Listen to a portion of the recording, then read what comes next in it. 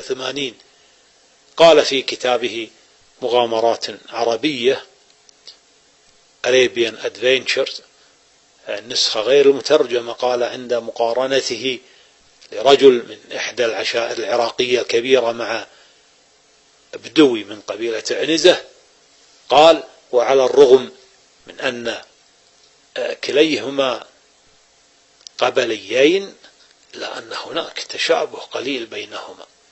رجال العشيرة الأولى أجسامهم كبيرة، ما يدل على تغذيتهم الجيدة، ويرتدون الكثير من الملابس ويغطون رؤوسهم بغتر حريرية سوداء سميكة مصنوعة في سوريا مزينة بخطوط ذهبية، وينتعلون أحذية أوروبية.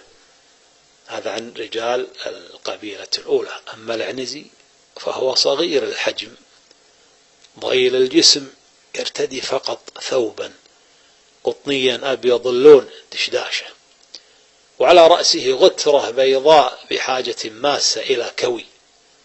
ولكن مع ذلك وإذا ما قورن مع الآخر فإن العنزي تحيط به أرستقراطية لا يمكن وصفها. وعنزة أيها الأخوة مكونة من عدة قبائل تجتمع بدرجة كبيرة في جد واحد، وهذه القبائل الكبيرة تتكون من 2